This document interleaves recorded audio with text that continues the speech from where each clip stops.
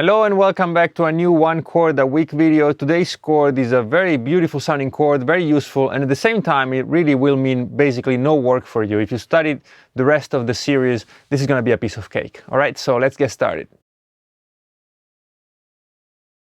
The ninth chord or dominant ninth chord is of course a dominant function chord. It will work exactly the same as pretty much all other dominants, and it has a few tricks and a few peculiarities about it that we'll definitely get into, but it's a chord you'll find in many styles of music, actually starting from the classical period, Debussy and many other composers, all the way up of course to funk and to jazz and rock and blues of course. It's a very useful chord, even though it has quite a bit of notes in it. It's pretty discreet when you use it. It doesn't scream, "Look at me, I'm learning new chords." And it makes it very useful, all right? So as we go along with the more difficult chords, you start to really appreciate how some of the simpler ones manage to do both things at once. They add character to your progressions, but at the same time, they're not intrusive. And that really depends on your style of music. But for example, what I do, which is basically rock music, it's very important to me to be able to manage and control the amount of harmonic information I have at any given moment. So even though I might love some very complex chords, sometimes I'm forced to revert back to these old faithfuls. And the ninth chord for me is certainly one of those.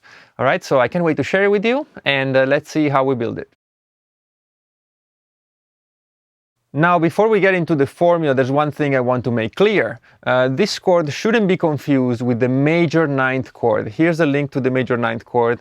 It's a different chord, and it's confusing because after all, they're both major chords. They're based on the major triad, and they both have a ninth.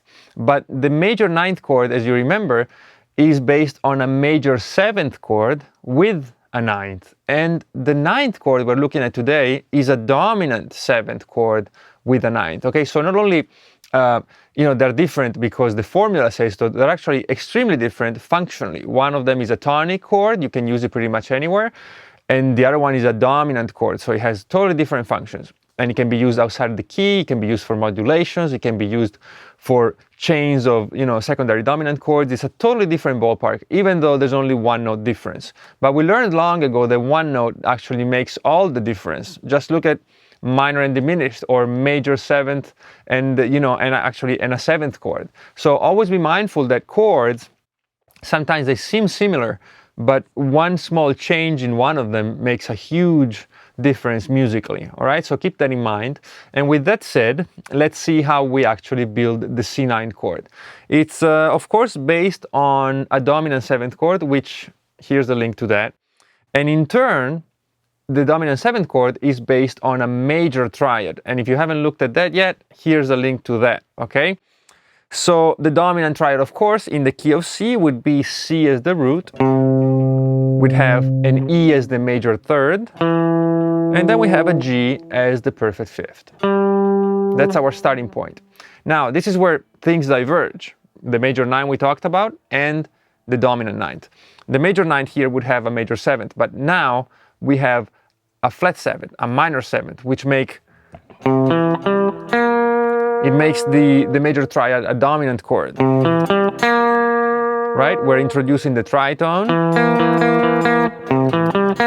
So this is our starting point, the dominant seventh chord, and now on top of this, we add the ninth. And the ninth is very easy to find. We looked at it already in many chords. It's one whole step above the root. Okay, so we have C, E, G, B flat, and then D, which is one whole step above the root. Okay, C, E, G, B flat, that's our dominant seventh, plus a D, which is our ninth.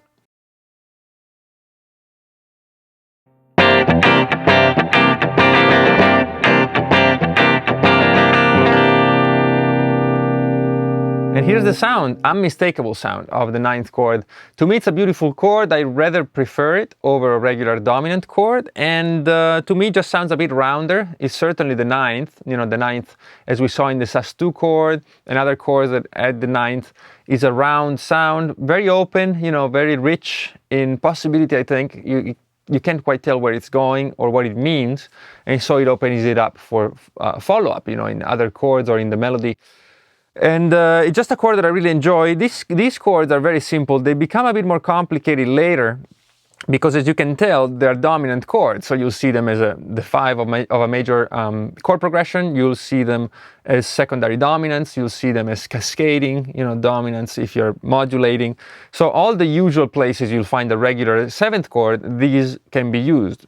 But they open the door to a bit of a complication because these chords are often modified by raising or lowering the 9th. Now, if you're into rock music, maybe you won't do that as often, but if you're into jazz, for example, you will find a lot of these chords with a sharp 9 and a flat 9, even in rock, right? You probably heard of this chord.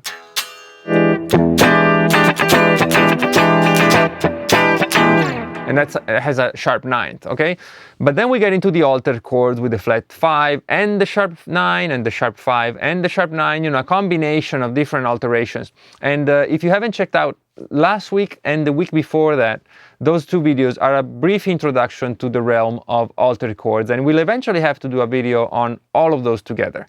Okay, so this certainly isn't an altered chord, but it's kind of the antechamber to it, so certainly learn this chord very well. And what else there is to say about this chord? Well, not much. It will tend to resolve as all dominant chords resolve. So mainly, it will tend to go to the 1 if this is the 5. It will also tend to resolve by half steps, especially backwards, like we saw with the substitute dominance. There's a few options, but really you will use it as a regular dominant chord, and there's not much else to say. I will say though that you should certainly form a strong opinion on it because it's a great tool to have in your chord progressions, especially when the dominant chord doesn't quite fit the regular 7th chord. This might do the trick. So let me show you 3 positions for this chord. The first one is a classic, and it goes like this. We have, as always, our root on the 3rd fret of the 5th string, and then we play the E on the 2nd fret of the 4th, and then we'll take care of the B flat, the D, and the G, all with 1 finger on the remaining 3 strings. And it goes like this. You certainly heard this 1,000 times, and it's a must-know position. All right, the next one we move up to the 8th fret again of the 6th string, and it's a bit stranger to finger but useful, so I'll show it to you. We have C here on the 8th fret of the 6th string. We skip 1 string again, as we often do in this position, and then we play the 7th with the little finger, which is B flat, and then we have the D and the E, which are the 9th and the 3rd.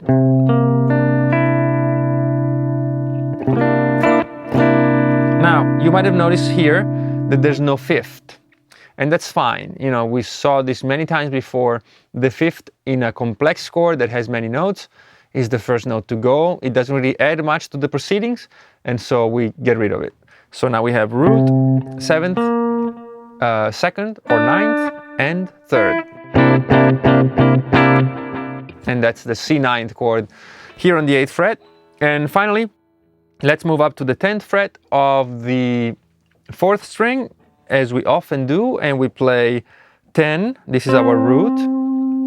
And then we have 9 on the 3rd string, that's E, our major 3rd. Then we play the B flat here, which is our minor 7th, and the 9th again, the D on the 10th fret of the 1st.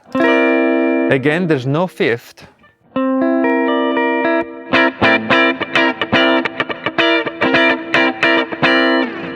And it's fine, you don't need a 5th.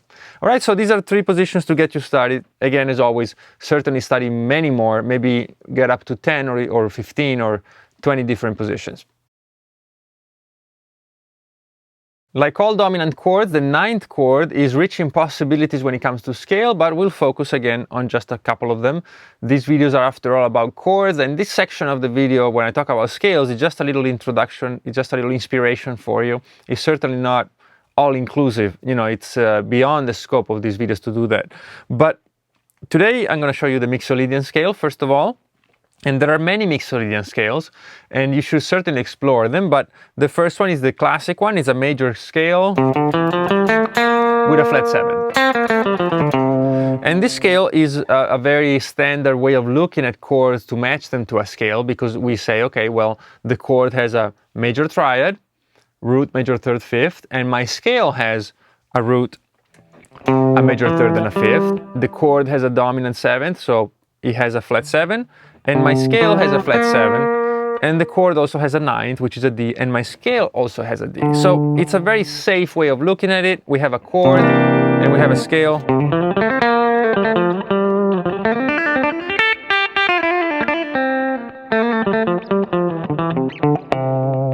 That matches the chord, right? So basically I can play over it and no notes are out of place. And the other scale we can use, of course, because it's a dominant chord, we go to the function. And the dominant chord is the functional chord of the blues, for example. And if in the blues I can play a regular 7th chord with a minor pentatonic on top, or a blues scale on top, then I can do the same with the 9th chord, because it's the same function.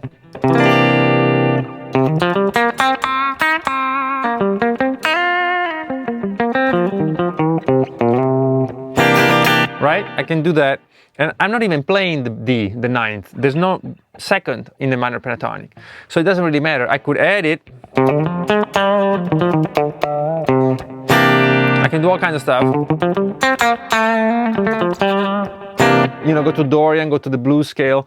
You can do pretty much anything, because the function of the chord is the same as a regular dominant, and the regular dominant is used very loosely in a blues context. All right, so certainly practice a little loop of this, and on top of it jam with the regular minor pentatonic scale, add the blues note, you know, venture out into some modes that you know will fit, and they will fit. So it's very simple to use it, just replacing a regular dominant 7th. And there it is, the dominant 9th chord. This chord is very important, so you should certainly, you know, learn it well. And these videos are, of course, by design, somewhat limited. I can't and don't want to give you all the information on all of these chords and all my opinions and how I use them, because certainly that's of no importance at all. My goal with these videos is that you get introduced to sounds that you might not know about, and I will give you just enough information, like 3 fingerings and a few scales, that you can start playing with them. And I will give you a few theoretical pointers that are absolutely 100% correct, so I won't give you misinformation, but at the same time I would be a little bit vague in a way, because I want you to make up your own mind about these chords, and I want you to find your own use for them, and your opinions on them will also vary in time. So it's very important that you take control of these chords, and it doesn't matter if you learn them from me or you learn them from anywhere, from a book. You know, you can be very orderly about it. You can go like, okay, I want to learn exactly how they're built and why and how people use them. Or you can be crazy about them and go like, okay, just give me okay, this sounds like this, I'll use it here and I don't care, and I'll make it fit.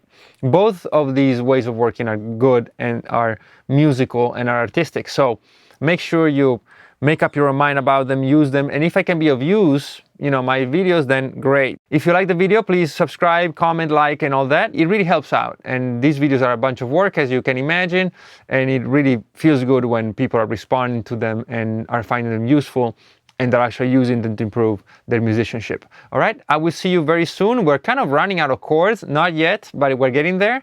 And it's been a long ride up to here, and I hope you had fun along the way, but there's quite a few left, so we won't say goodbye yet, but I will see you next week with a new one. Bye-bye.